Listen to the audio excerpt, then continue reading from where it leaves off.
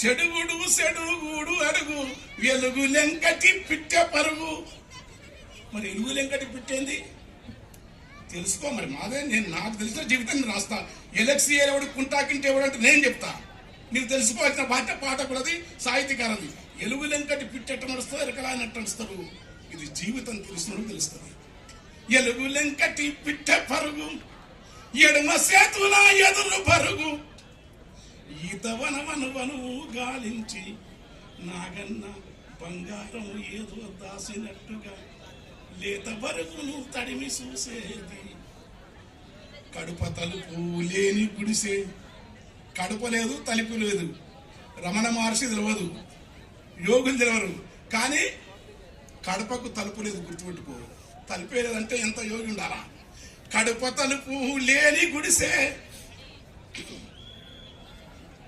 తుంగముస్తలు దాసే గరిసే, ఇడుపు నావక దోనె విలిసే, పంది పిల్లల దరికి విలిసే, ఉలువ జొన్న పొట్టు ఉలిసే, ఊరి ఎంగిలి కొంత గలిసే, కుడి తిని కుడి సేతనే గలిపే, కుడి తిని కుడి సేతనే గలిపే, ఆ పంది పిల్లల ప్రేమతో విందున్నదని పిలిసే, చెక్క పొట్టు పిండి కలిపి బుదగరిచ్చి పిలిచినాక దావుచ్చి అంటే దగ్గరికి వస్తావి గున్నలు.